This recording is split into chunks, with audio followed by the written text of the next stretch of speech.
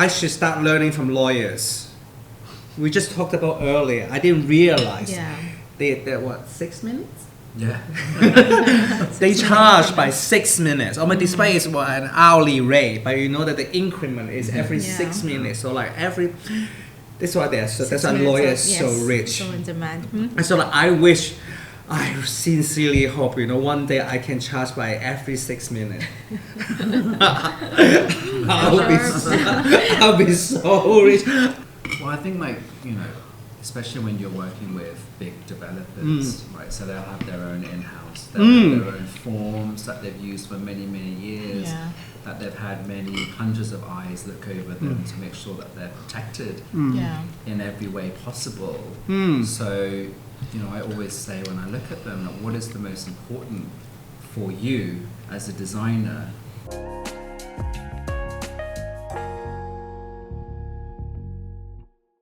Hi, I'm Stanley. Hi, I'm Emily. We're speaking in English because yes, we're speaking English today. We have a very charming British gentleman joining us today who's a good friend of yours. Yes, I knew him 15 years ago. Really? Yes. In the legal profession, right? He's a lawyer, and he's been very generously been helping me through all my obstacles, dark times, and good times. So a good friend and a legal advisor who legal has advisor. helped you a little bit on the side as well. Today we're going to talk about how important legal matters in a design company. Everyone thinks design company is just doing design, but actually it is a business after all. Yes. And then you have to be mindful and careful about contract dispute. Because I personally went through all that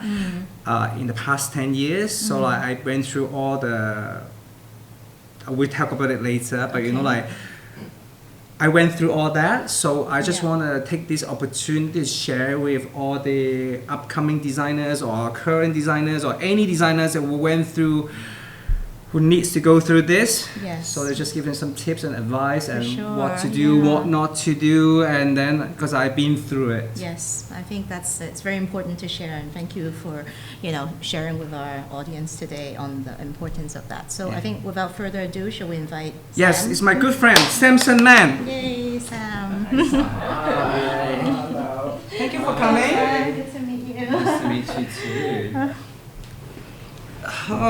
Be careful with the legs. Sorry. So you guys have known each other for 15 years. 15 years. Right. 15 years. So what was your first impression of Stanley when you met him? I just thought he was, we met through a friend of mine back at home in London, and he said, you should meet my friend, and then we met up in IFC. Yes, we have coffee or sandwiches or something. Yeah, and he was very kind straight away. He was very kind. He was keen to introduce me to his friends, that's to lovely. show me the Hong Kong life. Yeah. So I was very appreciative. I just arrived maybe a month or two. Yeah, he was like fresh meat in the market. He was not anymore. Not anymore. Now he's happily partnered with his partner right now. So So and then you were already a lawyer back then, and then you were in the design industry. You were I was working. Yes. I was working for at that time. So since then, Okay. So I know you guys have apart from being friends, you've helped each other out. Respective, for Sam, Stanley, I heard he designed one of your spaces before, one of your properties. So how many years ago was that? Probably 5, 6 years ago. I bought a flat, and he very kindly helped me design. It was a barter, to be honest. Let's be fair. I wasn't helping. He was helping me too. So because he was, we're gonna talk in detail what he was helping me with. Right. But it's a kind of like a mutual agreement. I'll help you to settle, to fix your flat, to design your flat. And in return, it's a barter. Okay. But despite that, we went to many places together. We traveled quite a fair bit together. Okay. Because we used to. No, I'm not sure. But I used to. Do you still box? No. We used the box. So Okay. like we went to a boxing camp. Like Thai boxing. Yeah, we went to Phuket together. To kind of like very in a ghetto, very rough Ghetto boxing places. camp. Oh, okay. And after that, we went to a few parties together before, Okay. getting drunk. You know, it was when we were still young, but not anymore. Fun. You know, like Okay. now we're very like 10 o'clock bedtime. So all the yacht parties, the late night clubbing, all that you did. All gone. All did All together. And done that another part of Finished. life 10 years ago. 10 years ago. Yeah. Okay. So Sam, tell me about Stanley's design. Was it like what about his I design think I wanted spoke something to very you? neutral, and he really delivered. I mean, it was a lot of wood and natural materials, and Okay. you know, Quite contemporary, keeping in but mind good with like how quality. his apartment here is, you know, so like a lot of wood, which I really liked, and good lighting. Yes, the lighting's Good very, use very of the nice. space, lots of storage that you couldn't necessarily see. Yes, and, very timeless, right? In the sense, timeless. I've only seen photos of the apartment you Right, did, but you know, the triangle island really stood He out. was so and, demanding because you know he said you want this, you want this, you want that. He Yeah. said I want somewhere to cook, I want somewhere to work, I want to have a nice place for dinner party.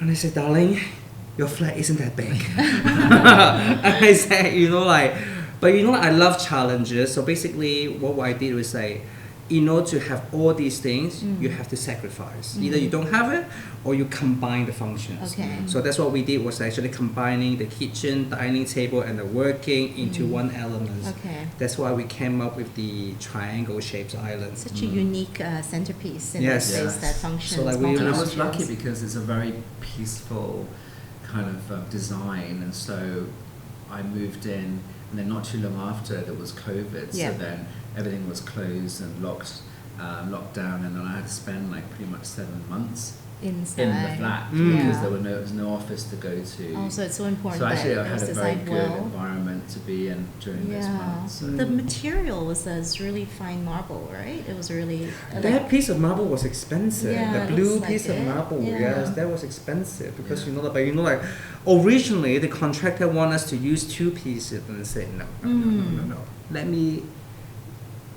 Of course, you know they want the alignments, and then all the matching bookmark and things like that, and I said, one piece of marble is already very expensive, and then including labors, cutting costs, then I say, hey, and I just say, then I just took the slab and I just move around and say, oh, you know, like, I mean, of course, it looks better with 2 pieces of marble, but you know what, but you waste so much. There's so much wastage, and I say it's not good for his wallet, Yeah. and it's not good for the for the environment as well. That's why I said, let me tweak a little bit, change a little bit of shapes, and just keep it in one piece. Okay, so but I still remember it was like really striking. Yes. It worked Yeah, out it's really like well. triangular. Yeah. So I remember apart from the timeless materials, there were also these very beautiful accessories. I mean, there were these gold, like, kind of, were they leaves or owls at the in the Yes. door? Like, Yes. where did you Yes. guys do the sourcing for It's that? a gift from me. It was beautiful. It just makes it so special. Yeah. Those Just little added small a pop details. of Yeah. gold. Yeah. It was Like really the nice. textures and the. Because you know, just I love collecting things, and I like in Ada's episode, like you know, I have a Oh, yes, I have a cabinet of cabinet curious. closet of gifts.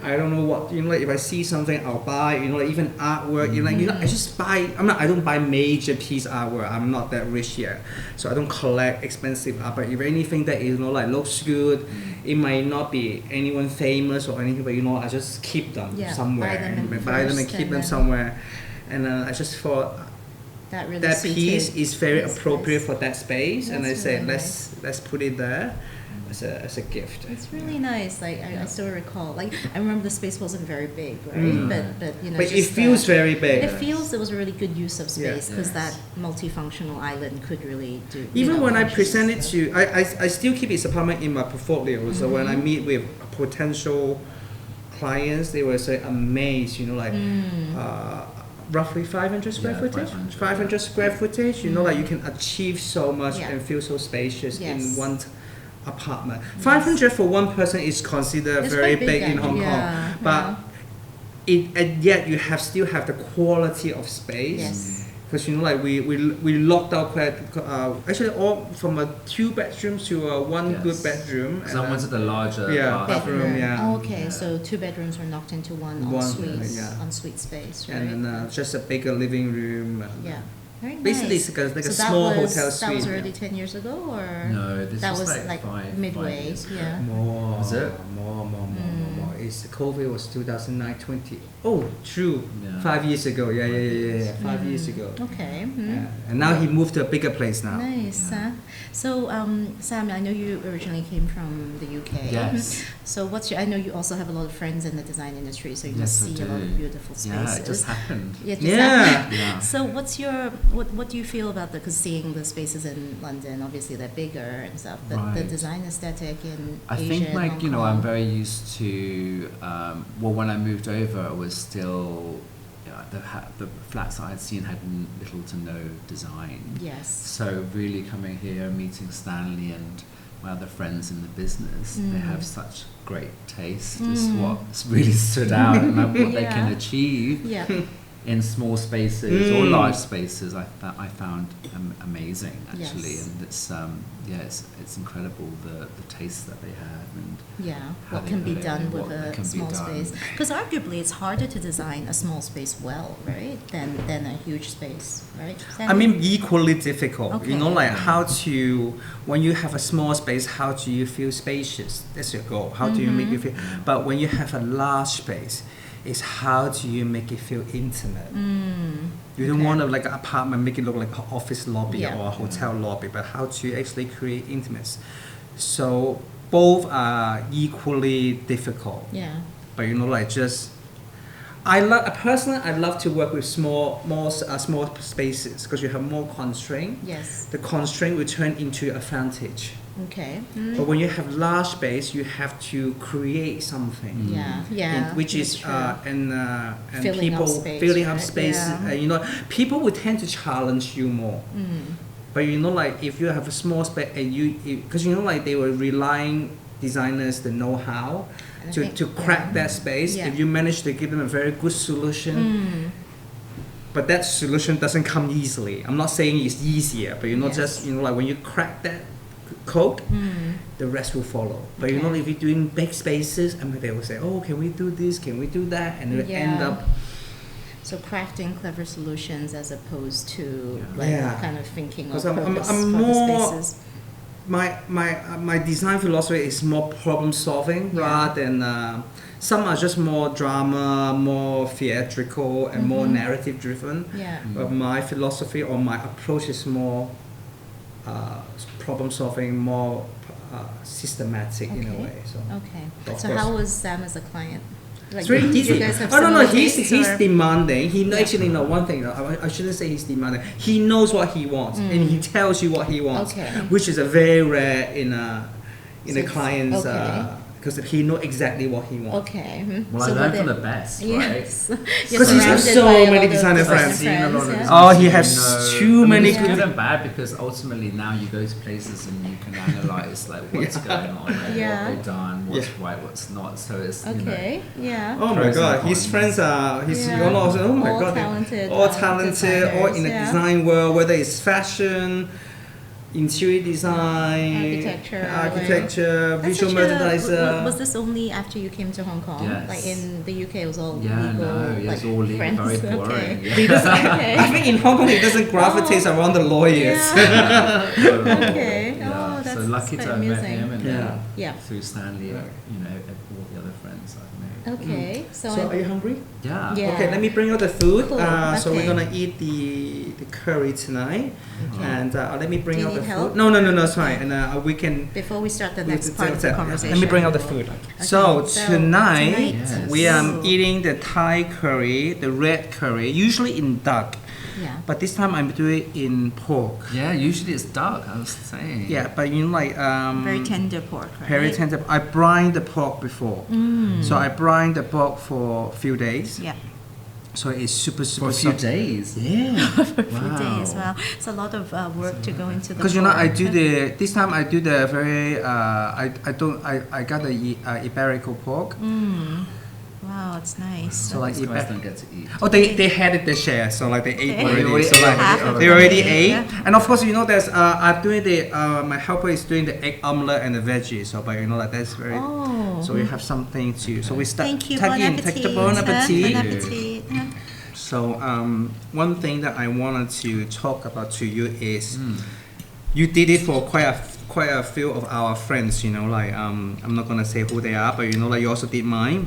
Yeah. So you actually helped us to review the contract, our company contract, you know, a design contract. Right. You know, every company, you know, like design company, the weakest part, I believe most of the designers, the weakest, are actually running a business, accounts, and legal or HR. I mean, if they are very good at that, they shouldn't be a designer. No, you're creative. Yeah, we're creative. Creative, We're meant to be bad at these things. Yeah. I mean, if they are very good, I mean, like, if they are good, I mean, they should be running an office. They shouldn't be running. They shouldn't be designing. Right. So, like, now you have seen many contracts. You know, usually when we start up, when a new startup, usually whether we take the contract from either from the previous company or from the contract they got it from other projects or from owners, but usually the contract, the terms, they are not favored to the designers, especially from the developers or from the clients. Exactly. They're usually very, very bad. So like, can you share what have you seen or like anything that you think is a red flag? Well, I think like, you know, especially when you're working with big developers, right? So they'll have their own in-house, they'll have their own forms that they've used for many, many years, that they've had many hundreds of eyes look over them to make sure that they're protected in every way possible. So, you know, I always say when I look at them, like, what is the most important for you as a designer? You know, it's the scope of the work, it's the payment terms, you know, it's like your IP, it's, you know, what happens when you don't get paid, you know, the length of the service, all of these kind of things. And then you know that when you're going to negotiate this contract with a big developer, you're not going to get all the points, but you must make sure which are the most important points for you to protect your position. And then you can go back and argue and make sure that you really look at it and think about, okay, you've got all the terms in there that, you know, you've agreed to, and not that they're going to tell you unilaterally. So I think that's the most important thing. This is very valid because you know, like, sure. especially when you are starting out or when you when you actually award an opportunity to work on a project, you're actually so eager to work it. You're willing to basically to sell your soul, you know, sign right away. But the more you have seen, you know, the more you have seen, and the longer you work in the industry, you know, I just realized they are so unfair. Yeah. The payment terms unfair. And one thing, you're very right, you know, like, because when I started, I'll say pretty much, I say yes to everything, because, you know, I'm desperate for work. Desperate, you know, I'm working for this big developer. And I say, you know, like, it's, I mean, they're not willing to change or anything, but, you know, like, so I said yes, but, you know, then, of course, I suffer quite a fair bit, but at the end, is it rewarding? Yes. But like, is it suffering? Yes. In the total equal measure. But is it worth it? Yes. So like, that's why, but just something I have learned that, you know, like at the beginning, you will not able to say no. But now, when I receive some ridiculous demand or contract term, I just say, no. Thank you very much. Thank you for the opportunity or the invitation, and it's just not for me. This is not for me. I mean, I think very important for designer to learn how to say no. Say no to terms, say no to ridiculous demand, And but like it's a vicious cycle. Yeah. There's so like despite I say no, there's other people say yes. Yeah. I'm not saying they should all say no, but as like Sam said, you have to review it whether you're okay with that. I think that's very important. Yeah. So you have advised them to dispute areas that they feel are important to them and it's not into their advantage. So have they gone ahead and done that, and with a successful outcome, they're able to change those terms, or do they stand pretty strong? I don't take part necessarily in the negotiations. I only can highlight the things which I think he should go back on. Okay. And then, as he's just mentioned there, like being more experienced now, like 10 years. Yeah, you have the right to. Yeah. He's now in a position to. I'm not in a position. I'm just in a slightly better position to say no. Position. At least I can just say, like one thing. This is also thanks to my father. Like. You can say, like they always say, because like as you know, my father is helping me to run the office in terms of the business-wise, in terms of the numbers and things like that, whether it makes sense or it doesn't make sense. Yeah. So when I receive a contract, at the beginning I'm very, very happy. Oh, I got a new project. I got this time, like then they said, like then he's. My dad is not very good in English, but he asked all the terms, and they said, it's not in favors to you. And then, he kept saying, that's his line. He just kept telling me, number doesn't lie. Like the more I worked on it, the project doesn't add up. Yeah. So like, you're losing so much money on the project because of the time cost. And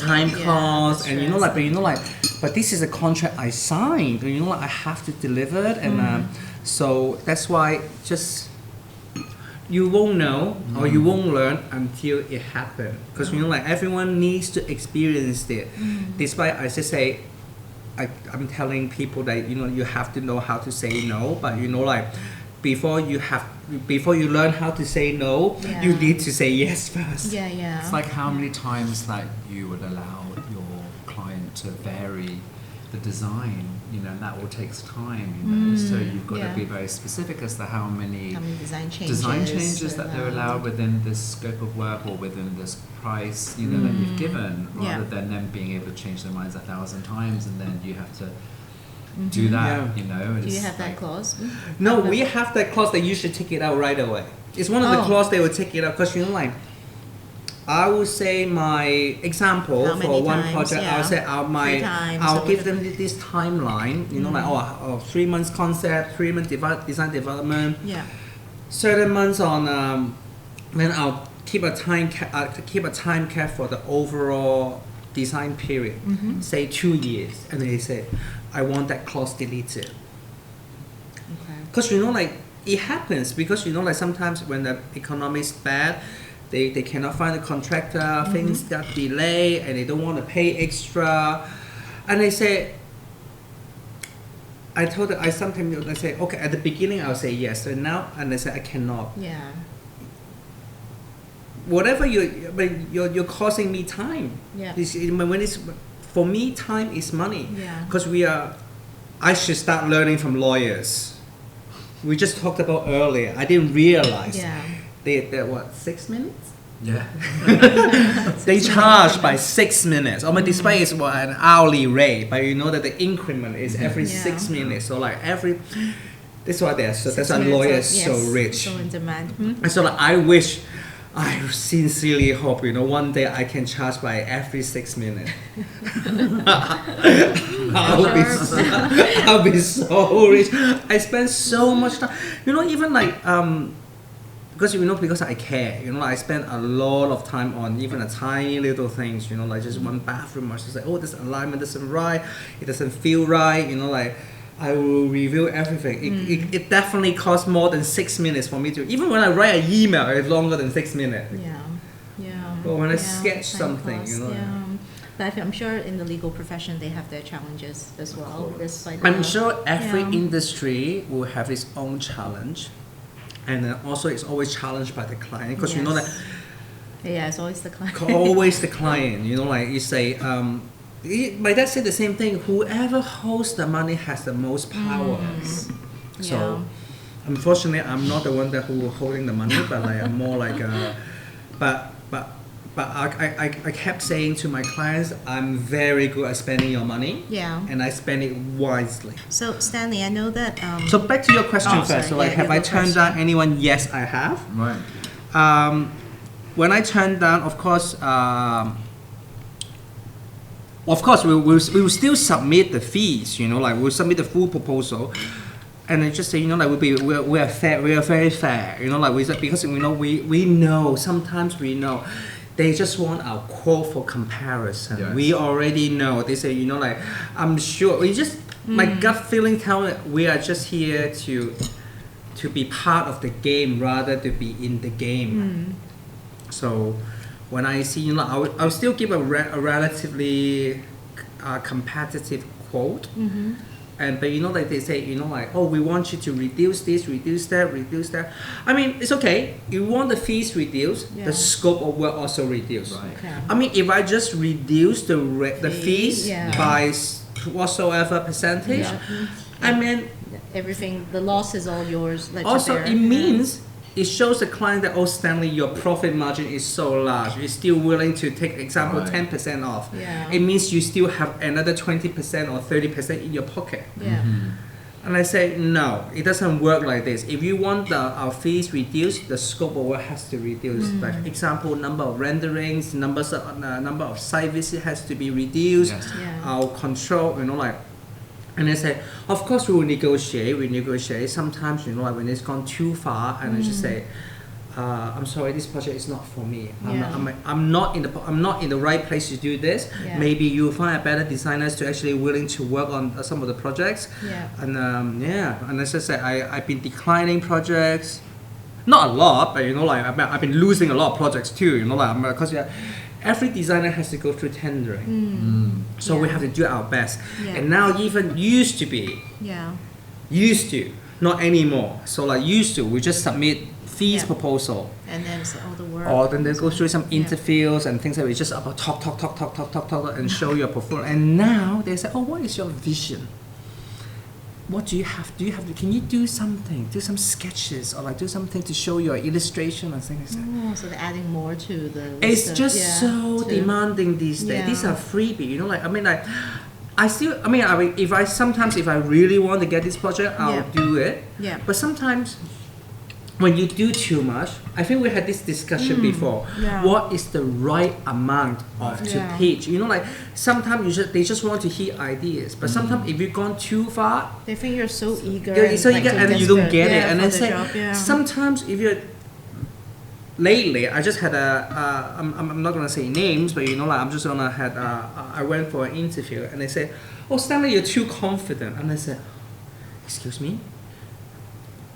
What do you mean by I'm too confident?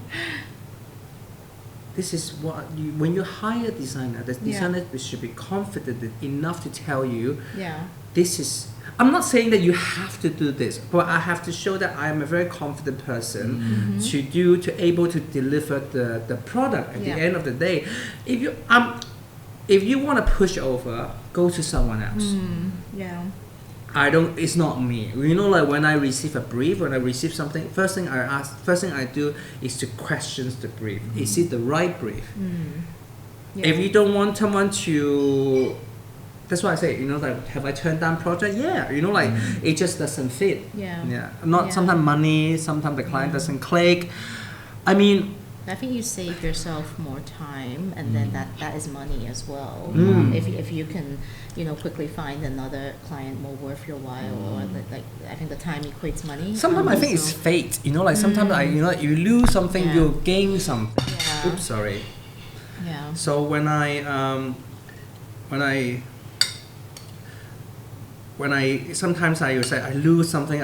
Sometimes I thought that I will get this project, but end up I'm not getting any project. Oh, Stanley, you're so close. You're so close. They asked you to do more. No. Sometimes you just say, you know, like you're very close. You're like, you know, you're the last two. You're the one of the top runners, and then they say, but you know, like shit happens. So like sometimes you're so confident you'll get it, but you most likely you won't get it. But you know, sometimes it's very unexpected you'll get it. Yeah. So I guess it's all fate. I believe someone up there, whoever that is, have something planned for me or for whoever that. Right. So it's about fate. Things happen for a reason. Yes. One of the just in the earlier our conversation, the barter. I had a legal dispute. Yes. So I was being sued. I made some bad decision, or I'm not sure whether can I say it's a bad decision? No, I made stupid. I was naive in a way. Maybe just inexperienced. Inexperienced. I started. Yeah. So I supposed to have a consultant to help me to work on some projects together. We had some profit sharing calculation. So my calculation and his calculation was totally in the opposite direction. But one thing, we never have a contract signed. So, and at the beginning of the first 5 years, I started to have at one point I received quite a bit of projects one after one. So I was so busy, whatever I receive an invoice, I said, okay, the number sounds good, I can afford to pay it. I didn't even check. Basically, I didn't even check that the invoice came. Oh, I look at my bank account. I talked to my. I don't think I have an accountant back then. Yeah. I had someone admin. Do I have enough money to pay this? Does this sound right? Can I pay the monthly salary and the rent next month? Or if I can spend money, I'll just pay. Yeah. So, I didn't realize that it wasn't the amount that we agreed, or the calculation was not agreed. Then the more I work on it, suddenly I just realized that at the beginning of my company career, my dad didn't spend too much time because it's still a very small company. Yeah. You only have 4 people, and then what can you do? What can go that wrong? And he was busy with his grandchildren, so I was his least priority. And so then he didn't spend that much time. And also and then things happen, and I just realized. Then he started to realize, hey, the number doesn't add up. There's something wrong with your account because you got project and suddenly you were making money and then losing money. Where did the money go? Why are you suddenly paying these consultants so much money and where you don't even get that much profit? Yeah. So then the dispute came. Yeah. So we had me and the other consultant had a big argument and a big fight. So we moved our separate way. So we just at that time we just said, okay, let's meet again. Yeah. To do the calculation properly. It wasn't say that I'm gonna do anything, but you said let's meet. He was say I remember it was July. I remember very, very clearly is 2019 July that me and the other consultant was we decided, okay, let's separate. So then we meet back because he was going on holiday, and then let's meet after the holiday, and then we start to do the calculation. We didn't meet. Instead, I received a demand letter from a lawyer.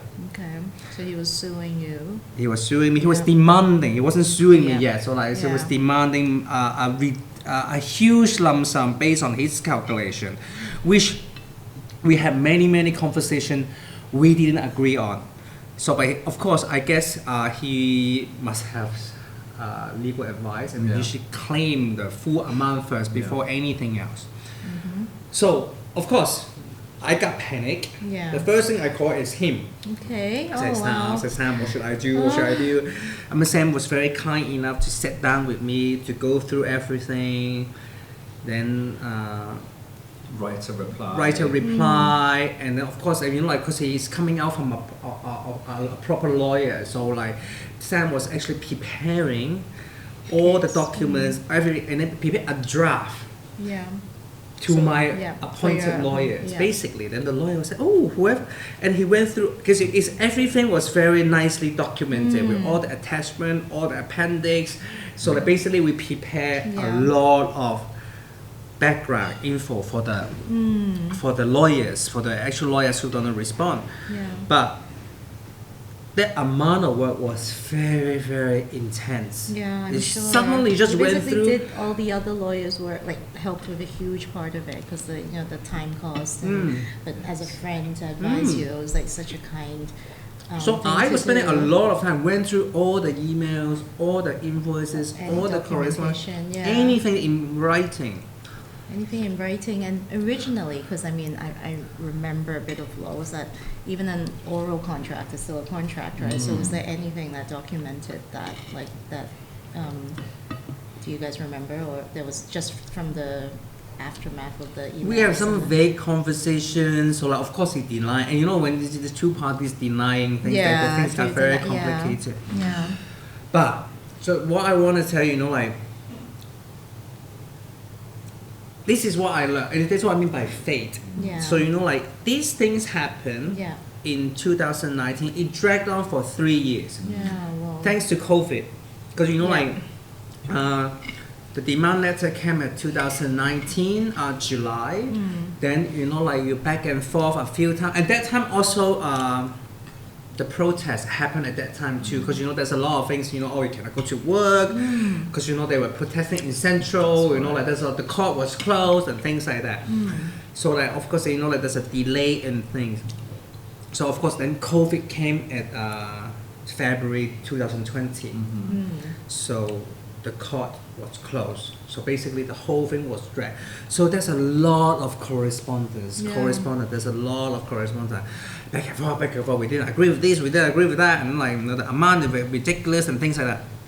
But then, of course, and then it went to at the end. It's already 3 years towards the end. It went to a judge, and a judge order a mediation. So, of course, originally, my father refused mediation because he thinks mediation is kind of agree that Like accepting, admission, basically that you are agreeing whatever something that he said. But actually, from what I learned in this case is like none of the lawyers wants to go to court because it's very so expensive. Like before they do. Let me wind back. Before they start doing anything, we have this. We thanks to another friend of us. So like his company have a law firm, so he gave me a very good discount rate. But still, like they still have to make money. Like and they have to. But then they just say the retainer before the lawyer started to do anything. You pay a lump sum of retainer, and that retainer doesn't last very long. Like when you receive the timesheet from the lawyer, I said, "Oh my God, really?" Now, which camera should I look at? All the designers out there, please, I beg all of you, fill the timesheet. You guys hate timesheet. None of my staff fill the timesheet, or they just say 8 on one project. By the time I received, and I said, because now I have to analyze how much money I spent on this project, spent on that project, am I making a loss on this project, how do I make the money back, and things like that. And they say sometimes they have a having meeting with me on 2 hours. They still put 8 hours on that project. And I said, please pay some effort on the timesheet. And now I told them, if you don't fill the timesheet, you don't get your paycheck. And they still don't fill the timesheet. You think it's just they think it's a joke. It is not a joke. Timesheet is so important. I mean, like from a lawyer, like is this how you build things? That's why I said I wish one day I can start billing my clients by minute.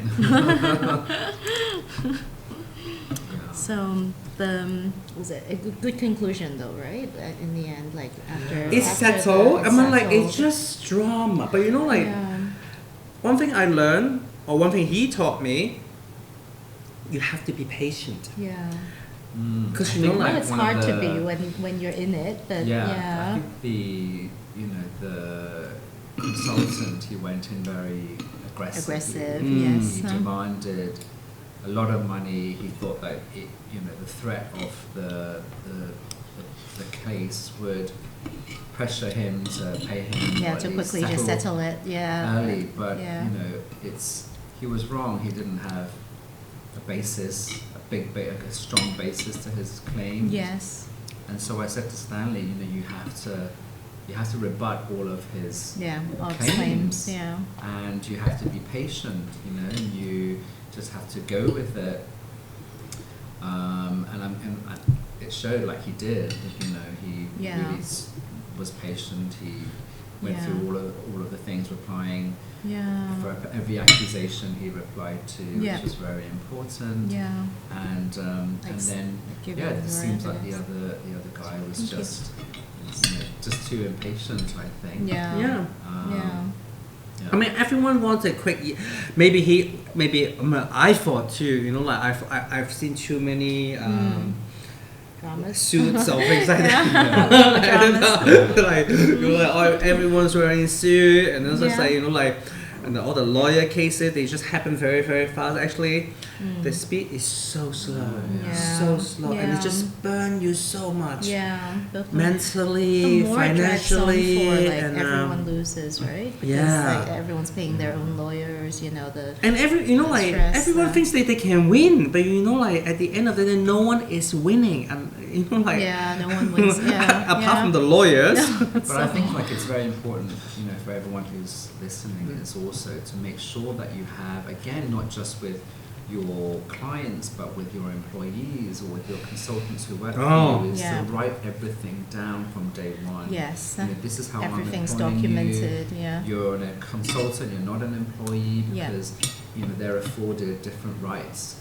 You know, if you're an employee versus if you're a consultant. You know, and then agree if you have a bonus structure to set it out. Not orally agree to it. Have it set out in writing. I mean, now every time I had a meeting with my staff, there was always a third person. Okay. As a witness, or whether a project manager or my office manager, there is always a witness to actually to verify. So I have a quick question on that. So if you acknowledged, so we had the conversation, and then I document it. I send you an email to say, hey, this is what was discussed. But you don't acknowledge it. You don't reply to that at all. Does that still count as a... Well, it's, it's persuasive. It might not be taken as full, you know, especially if they haven't acknowledged it. But at least you have that note. You have that, you know, you have it in writing somewhere. So it's persuasive, I would say. What we do, it's very tricky, especially we're sending out to client. If we don't hear from you within 14 days, it's considered approved. Oh, okay. We have a clause at the end, you know, like especially after meetings, or like when we do presentation, we have we record all the comments, all the changes. We have all the let's say the comments made in the meeting. We also have a blank space. It's a comment. Or we can circulate it, and it is an additional comment section. Okay, there's comment made in the meeting, comment during the maybe during the 14, we'll always give them 2 weeks for additional comments. If we don't hear anything or no more feedback, and you don't feel by within 2 weeks, we consider that's final. So we have a clause towards the bottom. And honestly, if it was actually in court, that's helpful. They would look at that note or whatever it is, and but still don't agree. Take it in the context of how you then acted, right? So you say, okay, this is what we're going to do. If we don't hear from you, this is how we're going to proceed, and then you will proceed in that way, right? So at some point, there was have a chance of saying, wait, you know, we don't need to do this, or actually it's fine. Okay. So yeah, that's true. Like as long as you document everything, that's it's to your advantage no matter what. But you know, clients sometimes they think they rule the world. Like you said, they have the money. They have the money because you know, like power. Sometimes we put in the contract on the schedules. And we just say, this is just something you put it up. I didn't agree to this, and you even signed the contract. And they said, this is just to show. That you can change it anytime. Like they just think, I'm paying you. So and I say, but you know, like now, despite you know, like they keep changing, but this is the only piece of document will protect you. It's so important. I can't stress it enough. So that's good. it's a lot of learning. There's I'm also, still learning. Like I'm the like importance of contracts, legal terms, and if you're not as lucky enough to have a friend. Yeah, and contracts Sam, getting more complicated, yes. especially when you work with overseas. Yeah. The things recently I learned is I don't know whether I get the it will base of the law of that particular country. Right, the jurisdiction clause. Yeah, so like oh my god, like even though like even when we're working in US, whether are we following Florida law, Yes. New York law, true. California law, it's so different.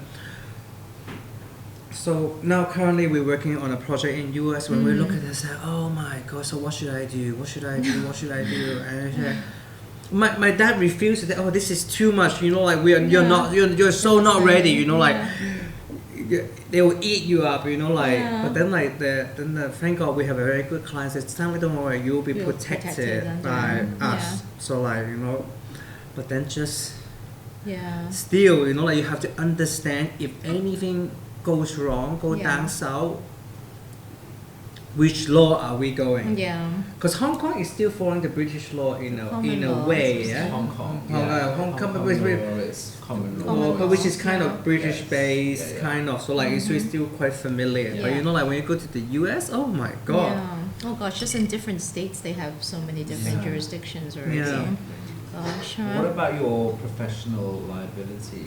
My P. PL. Like What do you want to know? So you have to pay for that. Oh yeah. Okay. This is. I think I got it right from the beginning. I mean, like. Do sometimes this is one thing I feel so frustrated with the when I started out. I think it was when I started working with. I'm not sure whether can I say the name of the project. I better not. okay. Because I'm still working for them. A hotel, basically. So like they wanted. So I was given a small area of a very very large hotel. So. Of course, I only started about my company at that time was only 3 years old, but also opportunity to work a very iconic hotel in Hong Kong. They wanted to renovate some areas. Then the requirement for a small independent boutique size studio like me, they require the PI. $5 million. Basically, it's just like a general. If even you renovate the whole hotel, it's still $5 million. But you renovate tiny bit of a hotel, it's still $5 million. And then of course the insurance agent would look at your company size, the scope of the project. The first thing they said. Your scope is so small, and they still want your $5 million. Basically, it doesn't make sense. But like I told the agent, like if I don't have that, I will not able to get any other bigger project. Yeah. I will be just doing small. Then I bite the bullet and pay for that premium. And they say sometimes the developer say because the owner of that hotel asking the hotel operator company said, you really need this? This is our standard contract of all the they call even designer, they call it contractors because they're US based. So they say, okay, so I buy the bullet, and the owner actually said, Stanley, this is for your own good, because the PI is not easy to get. It takes you it took me a while to get a PI, because they need to go through your company history, whether you have been any background, or have you been sued, or have you have any records, or any of the company financial. They look at your yearly spending and the yield and things like that. By the time they review all this, it takes about a few months. Oh gosh. So getting a PI is not easy, but then your PI will start to go. I started Hong Kong only. Then I started to get projects in China. So But when you buy Hong Kong, it's very funny. The region, if I remember correctly, Hong Kong will include Europe and the rest of the world, but no China, no US. Yeah. Right. Then I have to, even the PI, there's so many levels, like sometimes this is something I learned. For designers need to buy PI, please look at your PI. What do they cover? Some PI, they will just only cover your legal fees, but they don't cover your anything. If you made a mistake, they don't cover your all the damages costs. So you have to look at the PI clause very, very carefully. There's so many tiers. So when I bought my PI, I thought I'm fully covered. But actually, no. I only bought the legal, the covering all the lawyers. If anything, if I've been penalized, I still have to pocket it. I have to coming up from my own pocket. Then I upgrade. Then I said, oh no. Then I said, no. A few years down, thank God, touch wood, nothing happened. I've never used my PI. So then. After that, I upgraded my PI. So as soon as I found out it's only covered the legal sector, it doesn't even cover me. So I upgraded. Whoa, that upgrade is a big jump. Yeah. Then it was China only. Because the clients start to they review your PI and say, oh my God, this is PI. We need you to cover this. Yeah. Then now I'm working with US. I have to buy the extra. I have to upgrade my PI as well. Yeah. Then that upgrade wasn't too much until the new clause from a client called cyber attack. Oh my God! Example, if my PI was $10,000 for everything, if I have to cover cyber attack, that suddenly becomes $60,000. Wow, that's really expensive. That's a lot of money for PI, and I just say, I told my client, if you want me to buy the PI, you just have to pass on the cost. I'm passing you back the cost because this is your demand, and they just say, somehow. We managed, the client was very understandable, compromise a little bit, so can you do this, can you do that? But basically, we just send what we have, the insurance by the agent. Yeah. We send it to their lawyers, they took a look at it and see whether this is sufficient enough. Yeah. But it really is becoming more and more complicated. Running an interior design company is just like running a regular company. Despite that, we're being creative, but we have no knowledge on how to run a business because we're trained as a designer. Yeah, it didn't. But in order to survive, you really have to. You have to learn. But but it's very expensive to learn in real life because you make all the mistakes, so many mistakes you made. Basically, all the mistakes you made, you pay for it. Yeah. So say, oh, do not do this again. Put it in writing. It's literally imparted what knowledge you had to anyone who's listening. So I hope they do listen. Please listen. Please write it down. I'm Stanley. Sounds like an old man. Please write everything down. Please record everything. But even. I don't throw away all my sketches. Just some even scribble. I have a box just to keep it. You just never know when you need it. Yeah, it's true. But despite I kept saying, please write it down. I don't do it myself either. So. You should show us the box of sketches sometime. Oh, you can come to my office, in a big orange box. You need to give me some sketches, by the way. Oh yes. The upcoming stuff. Okay. Okay, one more thing. Yes, quick fire. Quick fire. I think we can have lots of interesting ones for Sam. Okay. You start. Quick fire. Quick fire. Okay, I'll start. I always start with rice or noodle. Rice. Okay. London or Hong Kong? Hong Kong. Okay. Yeah. Oh, you just say Brighton or Hong Kong. Okay. But Brighton is where I'm from. Okay. Or Hong Kong. Okay. Okay. Jeans or trousers. Recently more trousers. Okay. Yeah, they're bit wider trousers. Do you know I stopped wearing jeans? I used to wear jeans So every these are day. jeans, but otherwise I don't wear any other jeans. I used to wear trousers. jeans every day, and I remember for the past Yeah. 3 years, I stopped wearing jeans at home. It's all trousers every day Yeah. now. I mean, I wear white t-shirts every day, and now even like same trousers. I mean, I have the same trousers. They're more comfortable. As you get old, comfort. Comfort over fashion. Okay. Or you can have fashion. Yes, you can have fashion always. Okay. Pack heavy or light?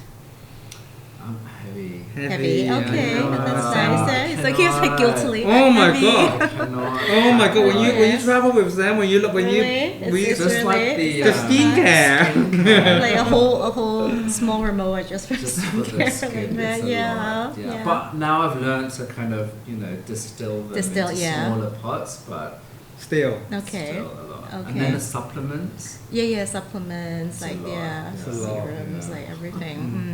And then anything else that's interesting?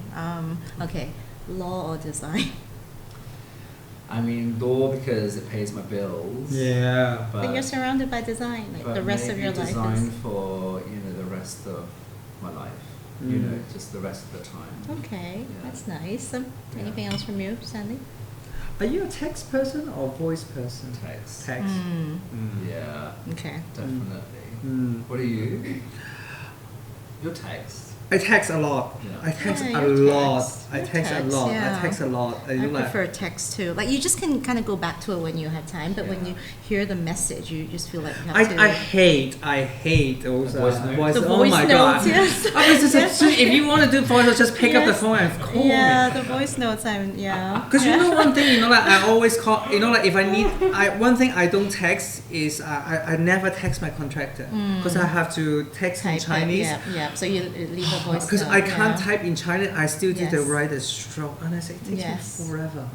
So I just pick up the call. Oh, they even call me. Oh, you're that old school. You call, and I say, No. it's not old school. I'm just lazy. It's like you have to type all that Chinese out. And I say, I'm so Yeah. bad in writing. I mean, even English, my writing No, in English English is okay. It's not. I think No, it's okay. Sam knows that all the grammar is Fine. wrong. It's like more like when I write, it's always point form. There's no structure. Thank you. Thank you. Cheers. Cheers. Thank Love you. you. Cheers. Thank you so much.